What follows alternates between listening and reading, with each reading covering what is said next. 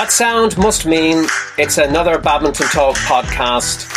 It's a Saturday. Today it is the 11th of September, 9/11, 20 years ago when those Twin Towers in America came down. So for some people, a difficult day, but hopefully we can cheer you up on the Badminton Talk podcast. Mark Topping, how are you doing today? Yes, John, I'm in good form as ever. What about yourself? Yeah, no, keeping really well. I'm glued to the Europeans under 17, and it's getting to a very interesting stage. Of course, I'm saying that in a little bit of tongue-in-cheek because we're pre-recording this ahead of course, when this is going out 10 days before. So I'm keeping well and getting ready to watch the Europeans in a very significant way, Mark. And also keep myself fit for this Q Shuttle badminton. A lot of players registered so quick for this, Mark. It's like snapping up a bargain. What do you think, Mark? Absolutely. I think, everybody's just dying to get out, get practicing, get their fitness, and what a great game badminton is. It just brings people in. Very addictive game, isn't it, John? Yeah, no, absolutely. Mark, you gave it socks and all. The last one, I was watching you there. You were running around like a 10-year-old boy. I've never seen you so fast on a court. What were your recovery levels like, Mark? Do we need to go there? Thanks, John, for bringing that up. Yeah, I did suffer a little bit with the calves and the legs after that last singles event. But you know what? I'm starting to get to like singles, John. I never really enjoyed it. Doubles and mixed is my game. Maybe throw a form in for the Masters in December, Mark, out in Spain, the one that you've been training for or continue to train for. Yeah, maybe. Well, obviously my focus is definitely on the men's doubles and mixed doubles, and I'll be aiming for that. Yeah. But look, we'll see how it goes, John. I'll have to get physically. What a demanding game singles is. Oh my God! You can never be too fit. Yeah, you just have to be so strong to play that game. I am in awe of top singles players. I really am. Their physical conditioning is incredible. Yeah, it reminds me there. I always keep thinking back at the interview with Ray Stevens, the training that he did. You know, that really is what is required, isn't it? That mindset, if you want to be the very, very best of of what abilities you have to perform at the highest level that you possibly can. Just coming back, Mark, to the Q Shuttle badminton, which was a great practice. For the players, just practice only. Obviously, nothing was recorded. We were just practicing in that event. It was great to see afterwards the red faces, the claps of bodies on the floor afterwards. There were a few of those. and I think it all takes us 3 weeks to recover for the next one. So but look, a big shout out to all of those who took part, all 25 of you. And we look forward to seeing you on the 19th of September. But for today, of course, it's a different agenda. We have Bruce Almighty Part 4, Mark Topping. Are you excited to hear what Bruce... I mean, he was talking about coaching, and we kind of cut the interview off and the importance of a coach to a player. So we're going to kind of start there just in a minute or two. I'll let you say a few words before we start that. So, Mark, your brother and the interview, thoughts? Yes, John. Well, what more can I say? He's just a legend in my mind, and I think he has so much good advice, good sensible advice to offer about badminton. And I think we should listen to him, John. Yeah, and by the way, Mark, just to say, there was a lot of compliments from the badminton fraternity with Bruce Topping on his green jacket, which looked like the Masters green jacket, but that was him with Michael Watt and Michael Watt's dad. Oh, yes, yeah, do you remember Facebook, on Facebook? Post up. Yeah. It's got a lot of feedback. They were wondering who the gentleman was to write, but that was Michael Watt's dad. Yes, Ronnie. He was a gentleman and absolutely super coach as well. I mean, he worked out of Lisburn Rackets Club. He was an absolutely brilliant coach. Yeah, and brought so many good players through. Ronnie Watt. And a nice man. Well, big shout out there to Ronnie Watt. Okay, it's nice thing to share names etc. to all our badminton community. Okay, I'm going to click a button and go straight to Bruce Topping on coaching. Yes, did it in a very quiet, understated way. And we knew we'd done the hard work and the hard yards. And we were going to do well in that tournament. So he had a major influence on my career. And, I was lucky enough to go, and he arranged for me to go and train in Denmark for a month, which was a wonderful experience. The other coach who's had the most impact on me was Ray Stevens. The Ray Stevens, yeah. Yes, sorry, Bruce, yeah. I've only threw in his name there because, we spoke to him and, he had, it was great to get an insight to the game in his genre. But, so you got an opportunity to work with him as well, or to be trained under him for a period. Yeah, the unfortunate thing is that Ray was not full-time with Ireland, so we would maybe see him, didn't see him that much, and we'd see him on trips, but I would love to have had more time to talk to Ray. I was lucky enough to actually go to visit him as well when he was here, and I trained a bit at Redbridge for a weekend, but it was lovely to chat to him, but I didn't really ever get enough chance to talk about how he trained. I think if you looked at the way he trained, it was it was far more professional than anything I ever did. It was quality of the training they were doing, but Ray was fantastic.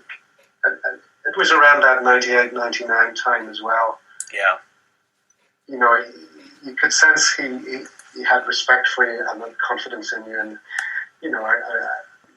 I remember Mark and I, played in the Welsh Open, and Ray was there because it was just after the triangular, and we got to the final of that and played some of our best badminton, but there was a game, we played a very good German pair in the second round, and we lost the first set 15-love. Oh, God. Yeah. And, but Ray came out, and I can't recall what he said to us, but it was just that there had a real calmness about him, and we turned that round and won that, and then, went on one of our best results ever in the next semi-final was beating Kenny Middlemas and Russell Hogg, which we'd never, done before, but just having Ray around the hall, and he was always there to chat to, and he just built the confidence in you and brought the best out of you. So, very, very good coach. Yes, we've just going to get our technicians now to get the next piece of the interview out. It's in the draw because, Mark, we did this interview a couple of months ago. And just while I'm rummaging through files here on Dropbox and all of that, Mark, thoughts on what Bruce was talking about, in terms of Ray Stevens at the time he was over in Ireland. Do you have memories of that? Oh, I have strong memories of Ray Stevens. Absolute. Probably the coach that had the most influence on my badminton career. Absolutely fantastic way, great people skills and great way of communicating ideas, and built so much confidence in you. And really, that's when I started to realise badminton is also a mental game, and believing. And when you have a coach of Ray Stevens' qualities and reputation, and you have that coach believing in you and knows that you can win, it's very, it's just a great feeling. And he really worked on our mental side of the game, Ray. He was absolutely brilliant. Positive mental attitude. Go out and win that game. You can do this. You can do this. Well, maybe we haven't seen the end of him, because today, Mark, as we're recording this, it is September the 2nd, of course. The day our listeners will listen to this podcast is September the 11th. And if you go to the Badminton Ireland website, you will see that Badminton Ireland are looking for a new coach. It's advertised there. Davis is leaving. at the end of the month, and they are looking for a coach. A minimum qualification is grade 2, which would mean the likes of Ray Stevens or Mark Topping could put names forward. Any thoughts on that, Mark? Catching you there on the spot? That is catching me on the spot. Yeah, it's always good. Our listeners like to hear you catching on the spot. I'm giving you 5 seconds to think of your answer now because I'm yapping on a bit. But Mark, thoughts on that in terms of Badminton Ireland? Obviously, there's a good senior dozen players, and then there's probably another almost dozen juveniles. So they're a growing, talented group. They require nurturing. Absolutely, and maybe John. 1 or 2 coaches is now what is needed if money does allow. If Michael Watt or David McGill, I should say, David can find money from the coffers. Absolutely, John. No, it's great to see. You can see how much the high performance has grown over the last 7-8 years at Badminton Ireland. And this just, I suppose, the next stage. And I'm sure it'll go out worldwide. And I'm sure because of the structures and systems set up in Badminton Ireland and the number of players and there's a lot of young players as well, it may attract some really talented coaches from around the world to come in and help out Badminton Ireland and push us on to the next level. Yeah, and I think what's nice to see, Mark, is even for the coaches coming in, they're seeing Irish players now competing at a lot of international events. They're heading out to Spain and Finland and to France and Portugal, and obviously Nat's going right around the globe. There's a lot more of that happening today, and they need to prepare themselves as best for those events to learn when they come unstuck, and you need a coach beside to do that analysis and then have a solid training block before they go back out again. Would you think that's the type of approach that needs to be continued, Mark? Absolutely, very structured, based around sports science, based around physical strength and conditioning. Absolutely fantastic. But you've described a lot of good stuff. That does not happen by accident. And there's a huge amount of work going in at Badminton Ireland from David McGill, the chief executive, and to Dan McGee and to the supporting high performance committee. Yeah. Work you don't see goes on behind the scenes, doesn't it, Mark? Huge amount of work. They're doing a great job. Yes, indeed. Yeah. And you're not just saying that because you might throw your resume in, Mark, are you?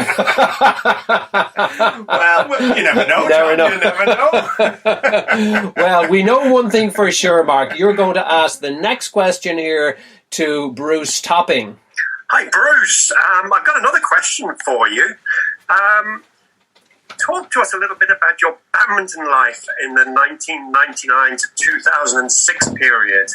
And I'm going to jump in there and say I really enjoyed that period because that's when we played a lot of badminton together in men's doubles. Playing local tournaments here in Ireland and sort of our international tournaments. How did you view that? What did you think of that period of your badminton?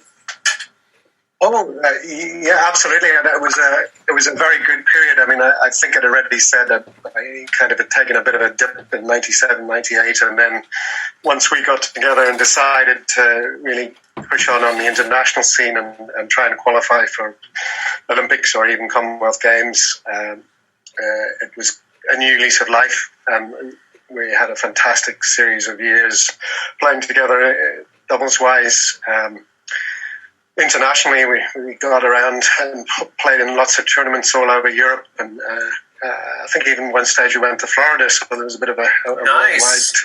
And I mean, with the great memories of the international tournaments, we did really well for part-time players. I remember there were numerous semi-finals, but we won tournaments in Lithuania and Cyprus, and final of the Welsh Open, and we had semi-finals in the Irish Open one year, and actually 1 year in the Scottish Open, actually with Donny O'Halloran, when Mark mustn't have been available that particular tournament. Well, there's a name we haven't heard in a while, Donny O'Halloran. He was a really good mixed player, I think. It's one of his specialities. He was good at doubles and singles. He very, very sharp around the net, quick, fast player. and smart. He had a good serve. He had a great serve. That was his asset in men's double and mixed doubles. He was so hard. He scored a lot of points off his serve. Yeah, I think Yes, I think he's working with the Welsh setup. Isn't that right, Mark? He's over there doing coaching, don't he? I've seen him at the, he takes out the juveniles, and I've seen him there at the under-17s, under-19s. So I think he's kind of got himself really bedded back into the kind of coaching side of things. You're right, John. He is. I don't think it's a full-time role, but I'm not sure, to be honest. But I think he is very heavily involved in the next generation. I think he looks after particularly the underage, but I think he also looks after the Welsh senior team. But maybe there's a guest we should get on the Badminton Talk podcast, John. What do you think? Oh, yeah, Bruce, we could use your influence there. Yeah, well, I can contact him. Okay. Well, it would be very good and very entertaining. Yeah, brilliant. Oh, that's a great idea, Mark and Bruce. Yeah, we will. We're very quick to jump on a name, Bruce. Once you mention a name, we're out to kind of scout them. So, yeah, we'll certainly put him on the list now. So we'll be in search of Donny O'Halloran. Sorry there, I cut across you, Bruce. You were talking there about, I think, your time. Did you mention Eugene McKenna and Graham Henderson? Did I hear that name been brought up there? Yeah, well, we were. I was talking about the international scene there, but also, obviously, playing on the international scene gave us lots of really high-level competition, and that really fed through to our form in local tournaments. So I think between 1999 and 2005, we didn't lose to very many pairs in that time, and we were playing all the local tournaments, 5, 6 tournaments a year. But I do remember in 2001, we lost to Eugene McKenna and Graham Henderson a couple of times. And that just brought the memories back that we used to have, fantastic battles against those two. Wow. Great players, great people. The matches were very intense. And I do remember the level of that play being, as high as it was in international tournaments. So, they were our main opposition during that period. And the thing about it was the games were always played in very competitive but great spirit. They were two gentlemen, never any hassles on court, but very competitive. And they didn't travel to international tournaments much.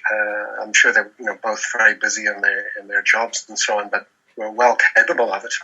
Yeah, that's the way it was, Bruce, in those days, wasn't it? Like, even as a top badminton player, you made sure you had your job managed. I think, from what I know, is Eugene's in the medical world and very respected. And I know his daughter, Roisin, he goes to a lot of the English tournaments, and that's where we've got to know each other, of course, down in the juvenile setup as well. And what a lovely guy off the court. You wouldn't think... You wouldn't, like, everyone has two types of personas on the court. It's a different situation. And then Mark has is it Graham Henderson? You've kind of teamed up with him a little bit from time to time in this Masters stuff, is it? Yeah, absolutely. Bruce has brought back so many memories, and he's absolutely right. We had tremendous battles against Eugene and Graham in a lot of finals and local tournaments for 4, 5, 6 years. And Eugene and Graham also won the national title in 2002. They were just tough opponents. Oh, you didn't like that now, boys, did you? That wasn't good, huh? You slipped up there. Well, they'd beaten us twice that year, but that was the one nationals I missed. I was really, really sick. Okay. So it would have been a fantastic final. I'm sure we would have both got there, but they deserved a national title. Well, Bruce. Now, Bruce Topping, you've had 9 doubles nationals. Come on, let's not get too greedy. You've had 10 mixed or something like this. You've had 3 singles. I'm not sure where we remembered that from a few early podcasts, 22 or whatever the number is.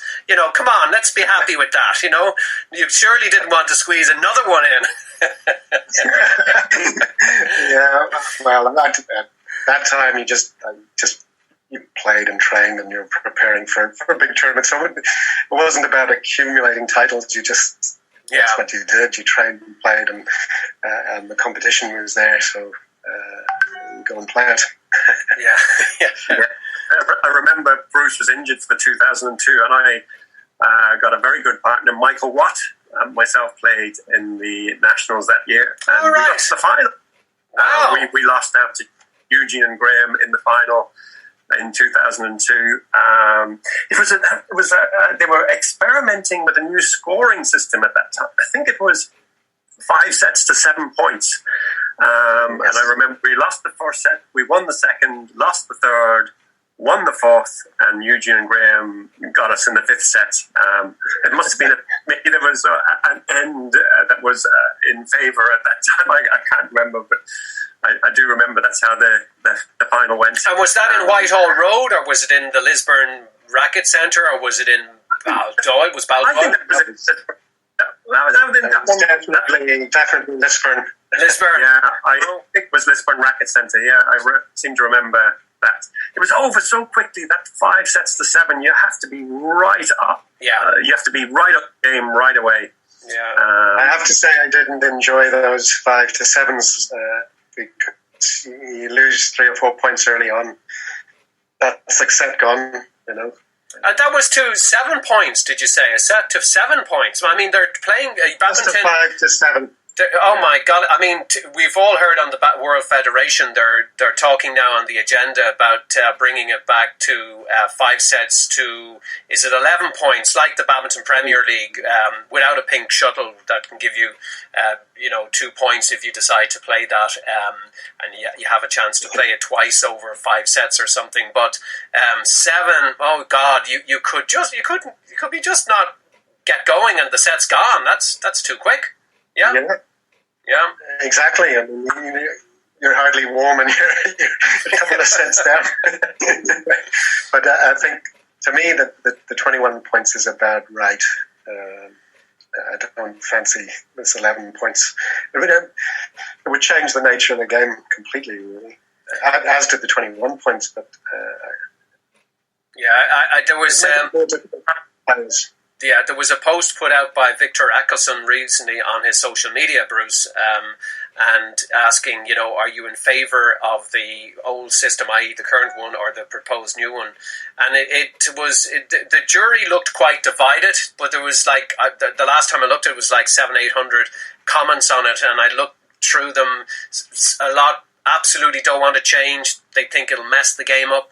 Others saying, well, it'll speed the game up a little bit. The cream will always get to the top. And I think, Mark, you were saying maybe with a pink shuttle it could add a little bit of interest where you could use that tactic a little bit more. I kind of thought maybe if it goes to 11-all, you can extend it on to like an extra 5 points, make it a little interesting, like the very older system, and there's a little mixture. So where those competitive matches are competitive, they stay competitive, which is what we want to see.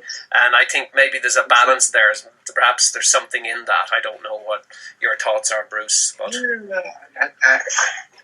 for me, I think probably most of the players would prefer the 21 game system.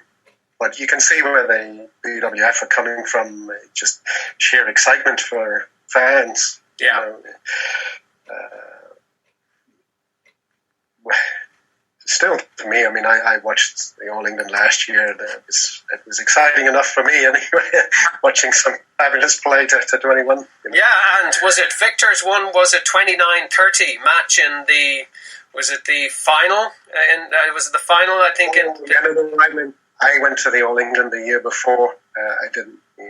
Before the COVID. Yes, I did watch his match on TV, so it was fabulous first set. The whole game was fabulous. Yes. Very impressive young Malaysian there. Yeah, brilliant. Well, we have Bruce Topping here on the Badminton Talk podcast. Bruce Topping, who retired at 38, achieved 108 caps, completed in Northern Ireland in 4 Commonwealth Games, is a keen cricketer. but above all, he's a financial advisor. So if you're looking for any finances, Bruce is the person to contact. There's a good ad for you, Bruce. Oh, thank you very much. And all that publicity is great. Yeah, no, absolutely. Go on to social media, contact Bruce Topping, and you can get him. Of course, we're here thanks to, the Q shuttle, that brilliant shuttle coming soon. So now, Mark, I think it's over to me for the next question. Is that correct? Okay, so Bruce, hindsight is a great thing, and we live in the moment. At the moment, in the best information age, the real digital age we have, at our time. But if you were to do things, do things differently today, what would you add or take away from how you would approach training throughout your training today? Since you've had such an incredible career, what would you do today with the knowledge and information from the past? I hope I've explained that question well. Yes. I often think about this. I mean, could I have been a much better player if I'd trained differently? And I probably think I could. I mean, I did the best I could. We didn't have the same level of knowledge that's available there for young players today and support. So as I said previously, I focused a lot on the physical and getting the physical buzz from that, whether it was running, and we did interval training and all that stuff. But it was all aerobic based and anaerobic stuff on the court with multi-feeds. Really neglected certain parts of that. To me now that I've suffered the injuries with my hips and problems, I now realise maybe if I'd focused much more on my core strength, I think having a strong core and rotational strength in your core area is key, because it protects your spine and hips from injury. So that's one thing I probably neglected.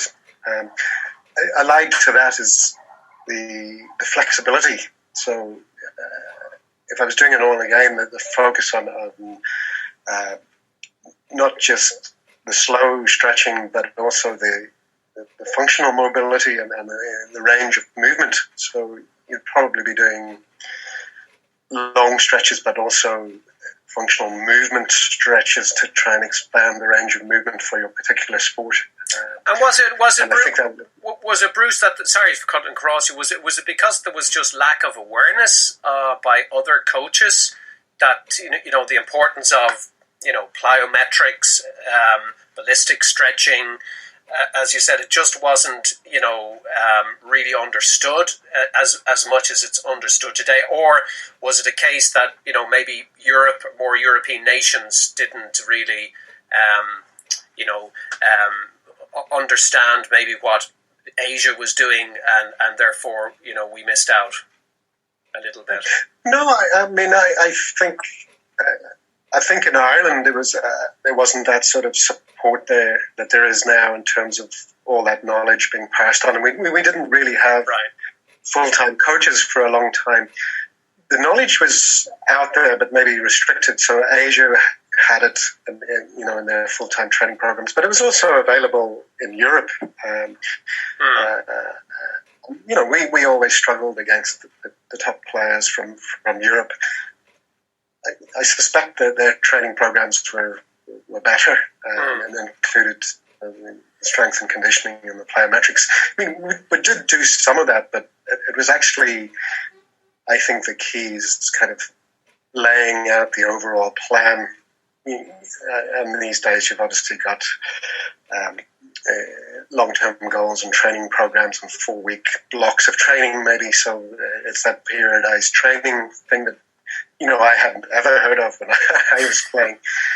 So you can see by planning and training smarter, I believe I could have been an awful lot better player.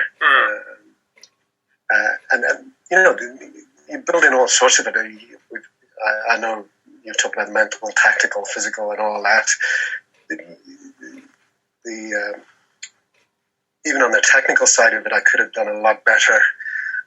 Singles wise, I was a tall guy, but I loved working on my strengths when I struggled a bit around the net and picking up smashes. Now, maybe if I should have really worked on the weaknesses a lot more. Right. And I would do that now if I was planning it. The same with doubles and mixed. Actually, on reflection, the serve, receive, and return of serve, most doubles and mixed don't go much beyond that. You maybe get into rallies for some of it. So I should have spent a lot more time just standing there doing the boring things: practice serve, receive, practice serve, practice receiving, the various replies to the various parts of the court, and the third shot. Yes. Those were things I didn't do enough of. I did it to a certain extent,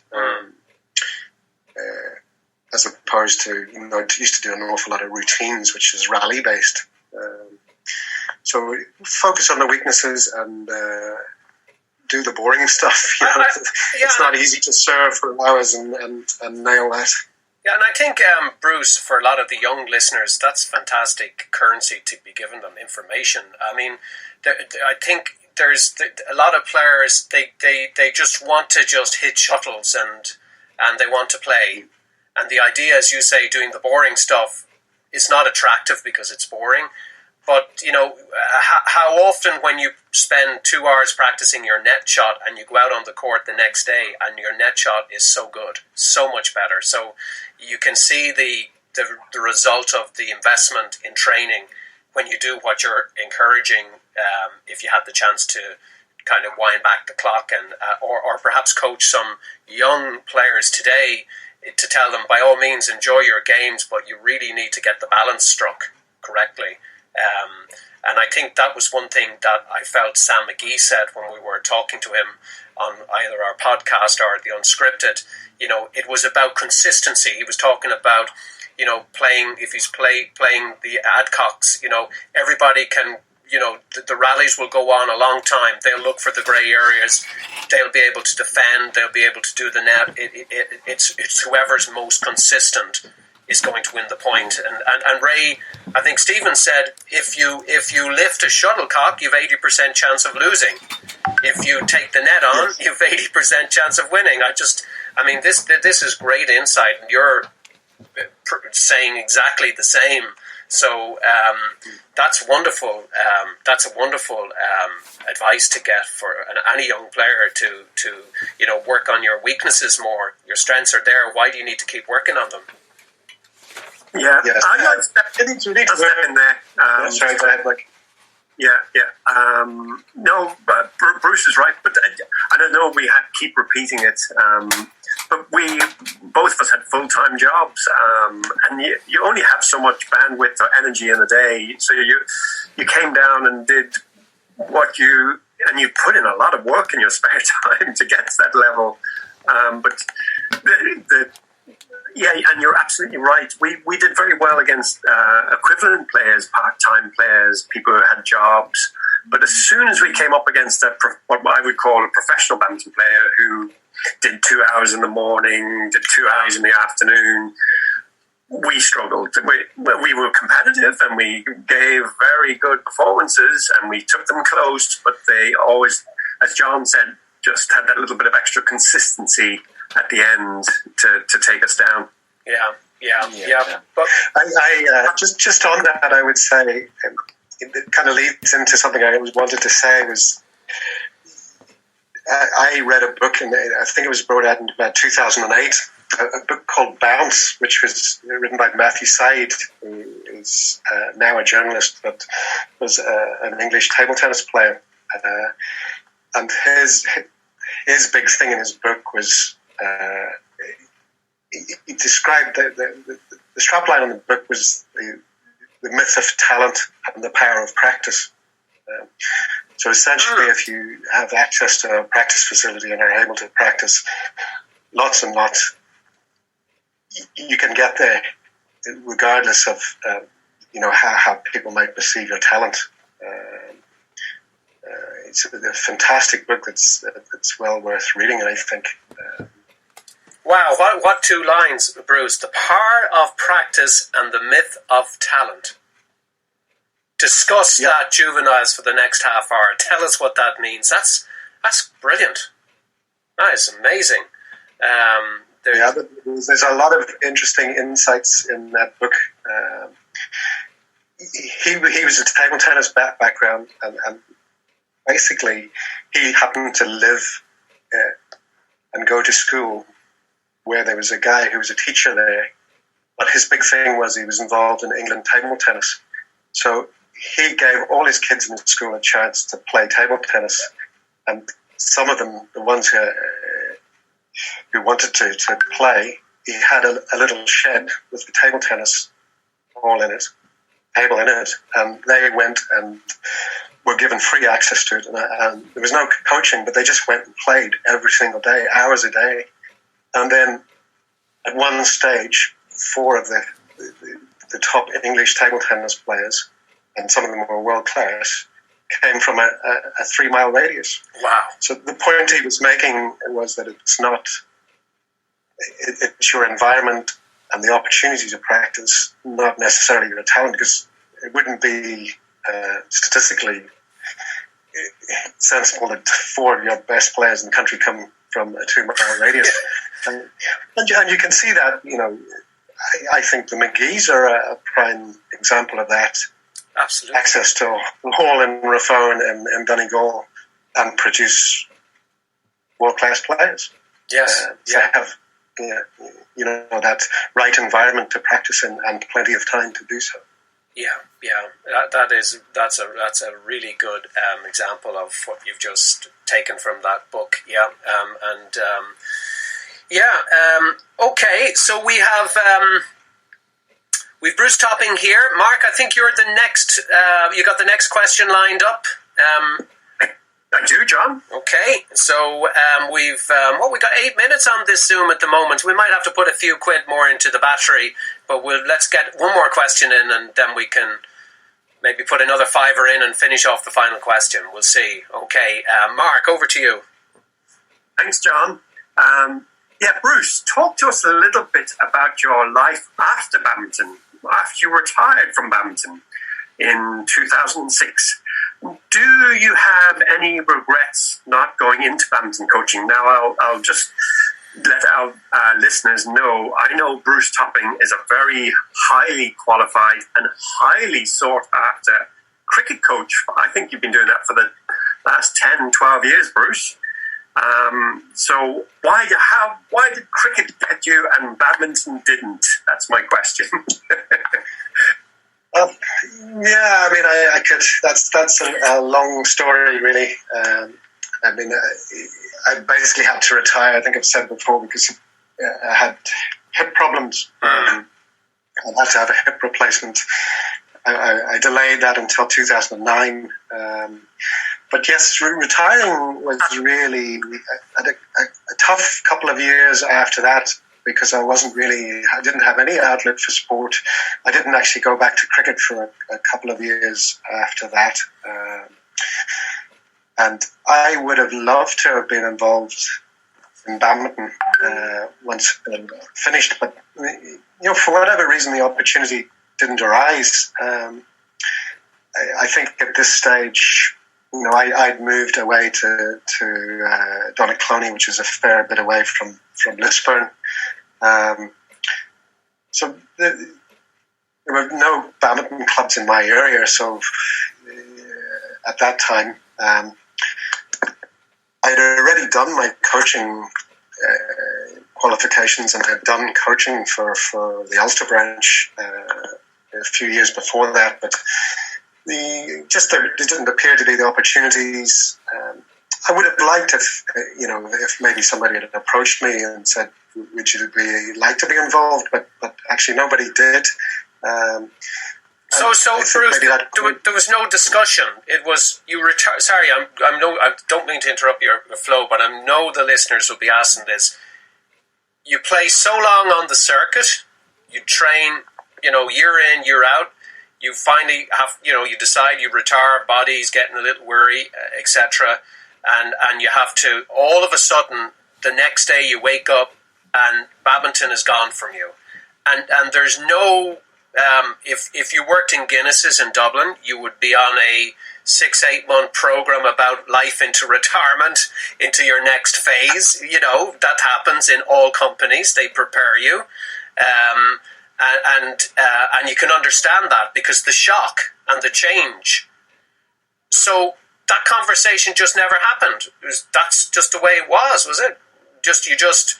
Nobody. Yeah, but is it? I mean, yeah, it was definitely hard to cope with mentally. I mean, I got through it, and I wouldn't say I had any problem with it. You just take a while to adjust because you're going from. I was part-time player, still working full-time, but you miss the excitement of preparing for your tournament schedule for the year. Suddenly, it's not there. Yeah. And in a way, badminton defines who you are a bit. Character building. And yes, I miss that. And Well, you won't miss another word. We just have to cut it there, aren't we? Terrible, Mark, that we have to do this, but we will continue this really interesting piece about life after badminton, Mark. Oh, so much to take in there. The book called Bounce, The Myth of Talent and the Power of Practice. Can you tell, Mark, when you're training players when they're young, if they have it or not? Can you tell? You know, when you have on the court, Interesting. you know, and I don't mean just 1 week, when you have them, you know, maybe a year or two, can you kind of tell they're definitely not now, or because it's about the vital few here versus the trivial many, if I hate to coin it like that, Mark. Yeah. The way just from my experience, it's, I just look for the player who is incredibly interested, starts asking lots of questions, is mad about badminton, is talking to me about a match that they saw on YouTube and how do you do that shot, and Right. suddenly it comes from within, it comes from the player. So I love working with players that have an absolute addiction, can you put it that way, or a passion for badminton, and you can feel it right away. And look, as you say, the trivial many. Well, the trivial many, I suppose, keep badminton alive. Keep every sport alive. Yeah, and they have different goals. They view badminton as maybe to come down for a couple of hours down to the club to meet their mates, to socialise, to play a bit of badminton, keep fit, but not necessarily to be addicted and passionate about the sport. And it really is maybe 1 in 100, 2 in 100 kids that I coach have that passion and that real drive. You can feel it right away, because they just want to pick your brains and they want to talk about badminton all the time. Well, as you said, Mark, you know, badminton is in a very good place in Ireland. There's a great setup now with juvenile players, the senior players. It's a matter of, I suppose, the next 10 years building on what has been built. You've got to drive on even more. You've got to take it to the next level. There's a huge amount of work gone in, but there's a huge body of work ahead for all the people in Badminton Ireland to drive badminton on. Yeah. What a fantastic sport to do that. Yeah, and by the time you hear this podcast, which will be on, of course, Saturday, September 11th, we'll only be, Mark, a small amount of time away before badminton's getting back. The doors are opening again. There's going to be, dare I say it, doubles play starting back. Yeah. It looks like it's coming. It looks like it's coming, yeah. September the 20th would be quite optimistic, but I suppose we've got to wait for the confirmation from Badminton Ireland, and hopefully that will be in place as we speak, and the sooner the better as far as I'm concerned, as soon as possible. Yeah, because this is when the clubs get started, and this is a key time of the year, September. People are making their decisions on what clubs to join, and time is of the essence. Well, Mark, you've just stolen the words. Timing is of the essence. Sadly, another badminton podcast is coming to an end. And we'll be back next week for the final installment of Bruce Topping. Mark, just 10 seconds. Anything for the weekend? I have no plans. Probably walking up the mountain again, John. But you never know. Might try something different. Who knows? Or watch the finals of the Slovenia, the Europeans under 17. See you next week, Mark. Bye. Bye, John.